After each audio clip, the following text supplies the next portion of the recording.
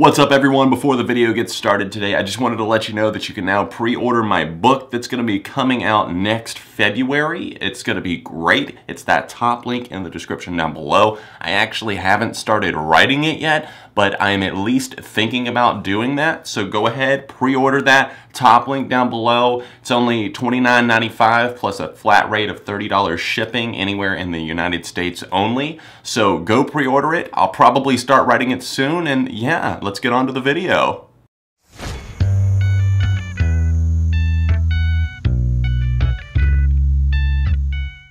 What's up everyone? John from Beyond AR TV. It is time for another news update. We got a juicy one today because Fall Out Boy, an alternative and rock and pop outfit that have been around since the early 2000s, really even I guess the late 90s, and they had a new album that was supposedly coming out in the middle of September. It's called Mania, but it's been delayed. The word that no one wants to hear.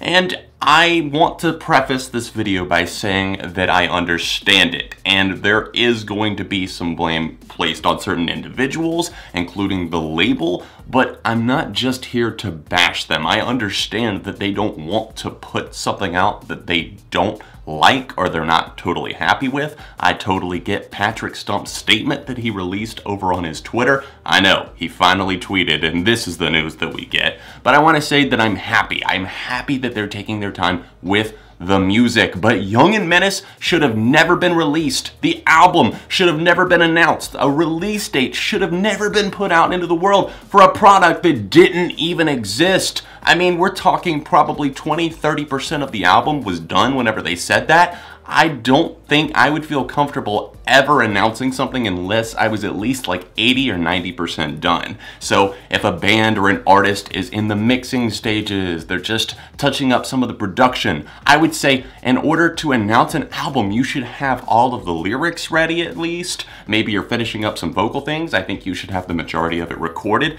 You should definitely have all your ideas, but Fall Out Boy, just days before delaying the album, Pete Wentz said to Rolling Stone that the album's not even done.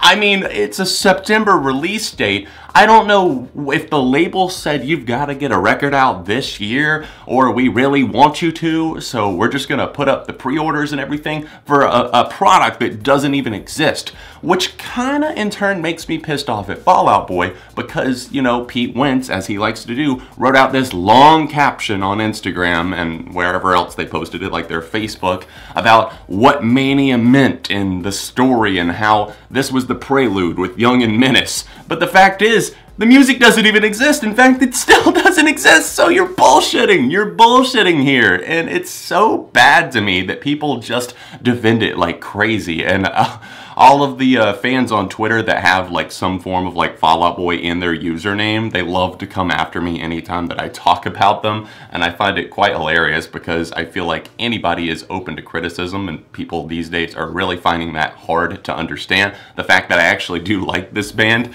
But I think the problem and what everybody is missing here is the fact that the band is allowed to do whatever they want. It's just the fact that they're kind of misleading everyone with the fact that, oh, we have an album that's on the way, but the fact is that the songs aren't even written or else they haven't been recorded or they don't even exist yet, and they are pushing the idea of this concept and this record and that sort of thing.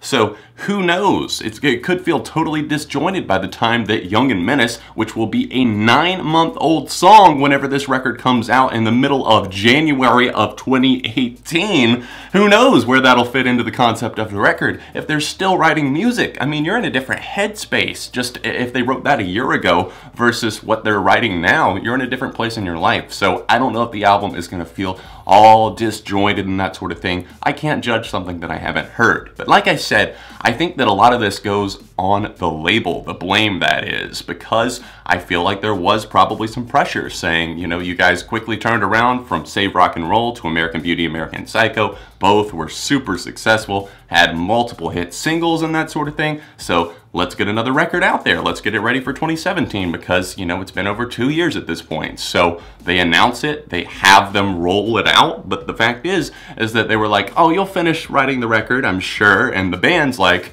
huh, we're not exactly ready to do this. You know, we don't have the songs ready. And as Patrick Stump said in his post, they were like, you know, we were going to Kanye this. You know, we were just going to say, hey, this is when the album's coming out. And I'm sure something will come to me. And we saw how that worked out for Kanye. It didn't, you know. Where's his Turbo Graphics 4 or whatever that album that was supposed to come out last summer? Where's that at? It's non-existent. And Fall Out Boy need to stop thinking that they are the hip-hop lords of alternative, because they're not. They're always talking about hip-hop and that sort of thing and the influences in their music. You're a band and you can't force yourself to just churn something out. And I'm glad that you did delay it. I just don't think it ever should have been announced in the first place.